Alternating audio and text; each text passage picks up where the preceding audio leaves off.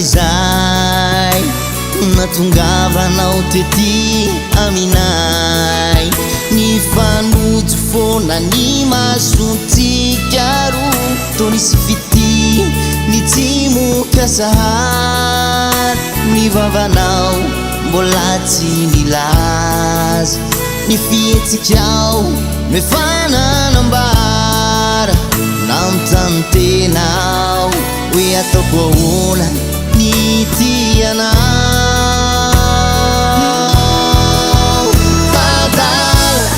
adala ny fity maniry ay itsiriritranao adala ny fity maniry ay anao ny tifanao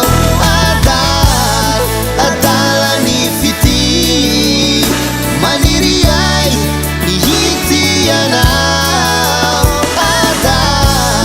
adala ny fity maniry ay izy angalapity aminao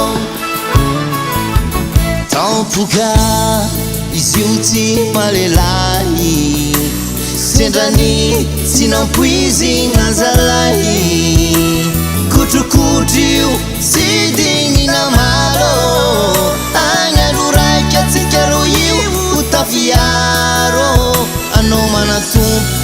zako efanolo akory mataoko fitiavana ty tady azo faka anao mbola tia zako tsy mafoy akory marigny fitiavantsika roe adala ny fity maniry ay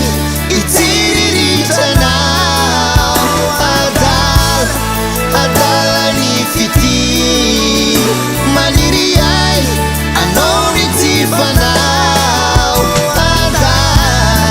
adala ny fity maniry ay ihitianao adala ny fity maniry ay izy